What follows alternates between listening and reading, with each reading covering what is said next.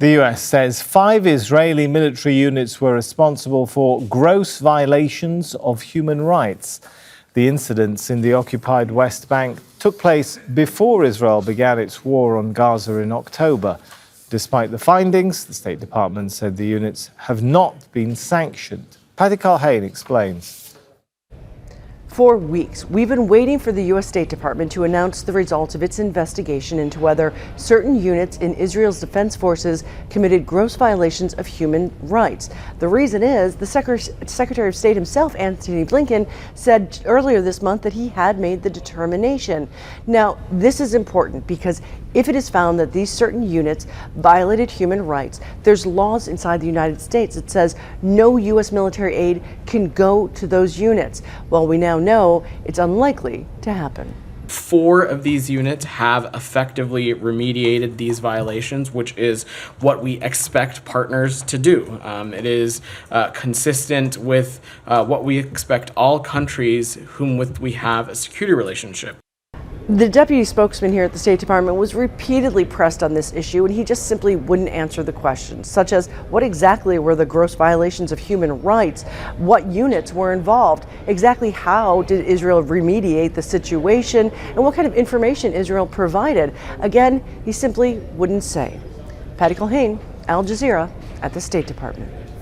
Well, Antony Loewenstein is an independent journalist and author of The Palestine Laboratory. That's a book on Israel's arm and surveillance industry. Joins us now from Sydney. Good to have you with us. So, first of all, the US says Israel has remediated the violations. What exactly does that mean, since there's been no showing of evidence of any remediation steps, no really even explanation of details about what steps have been taken? I wish I knew what that word actually meant in this context, because they also said that they would continue providing weapons to those units, which pretty much speaks for itself. Look, this is really a case, I think, that we see over and over and over again. There really is rarely ever accountability for soldiers in the West Bank that are committing crimes within Israel, let alone the US that's funding it. I mean, even when an American citizen is killed, American journalists, others, America seems to do very little at best. Now, why the US announced this in the last days is anyone's guess. My prediction would be 2 things briefly. One, there is definitely an awareness within the White House that growing numbers of particularly young Americans are so disillusioned with the Biden administration in an election year that they potentially will not vote for Biden come November. And secondly, there's actually growing anger towards Biden within the State Department. Mostly anonymous sources saying that, but other people who have come public and say we're outraged by what the State Department is doing or not doing in relation to Gaza or the West Bank. And in fact, just finally, this is talking about before October 7, but certainly since, there's been an explosion of settler and Israeli soldier violence in the West Bank towards Palestinians. So it feels like a lot of empty words. Antony, the US State Department did not speak about accountability. How much hope is there in Israel establishing accountability for itself, given the findings of several international human rights groups? I'm looking at statements: Amnesty International, December 8th, Human Rights Watch, April 4th, even Beit Tselem, the Israeli human rights group, saying, quote, Israeli authorities have proven they cannot investigate suspected violations of international humanitarian law. Cannot and will not. And that, of course, is the fear that many within Israel has, that potentially these sort of things go to the ICC or other kinds of international bodies.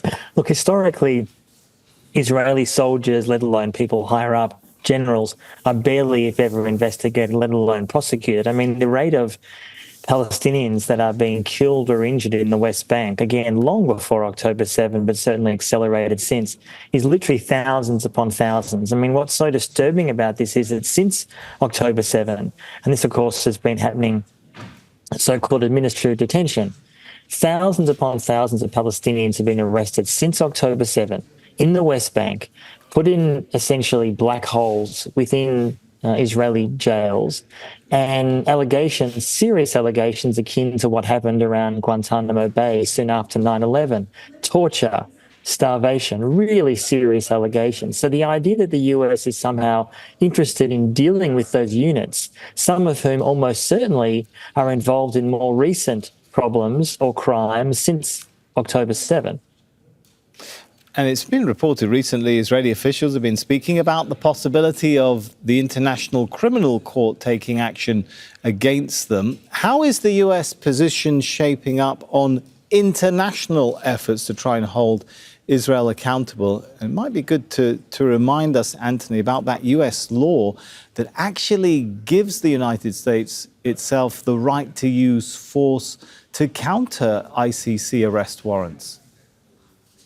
I mean, one thing in relation to this ICC story is we should take it to some extent with a grain of salt. Obviously, we may get different news in the coming days or weeks, but it's not really clear where this is coming from beyond Israeli sources and potentially Israeli government ministers possibly leaking to the Israeli press to try to put pressure on outside forces, namely the US. Look, the US has hated the ICC for years because they don't want their own soldiers or generals or politicians to be put on trial for what happened, for example, in Iraq or Afghanistan in the last 20 years.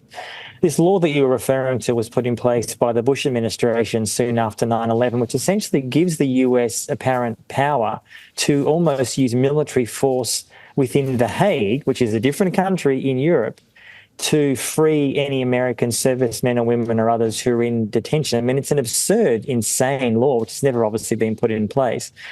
I mean, if the ICC brings down And Andrew, charges, it's allies, right? Not just for any US personnel issued an arrest warrant against. Indeed, allies. Indeed, allies too, absolutely. And I mean, the fear, of course, that many Western states have of the ICC is very clear. The ICC over the years has prosecuted many awful people, to be sure, but it's generally viewed correctly by the global South as black leaders from Africa and a handful of others. There's never been an Israeli, American, British, Australian general, politician, soldier in front of the ICC. So the fear that the US would have if this sort of thing happened against Israel was that they would then move on to the US. So if the ICC moves forward with this, with serious deep evidence that Israel is deliberately starving Palestinians in Gaza, let alone killing them on a mass scale, America almost certainly would intervene. Now, it might not be militarily, but they would sanction hugely the ICC, which the Trump administration did in the last term before Biden won office a few years ago. All right, thanks so much. Andrew Loewenstein there. Thank you. Make sure to subscribe to our channel to get the latest news from Al Jazeera.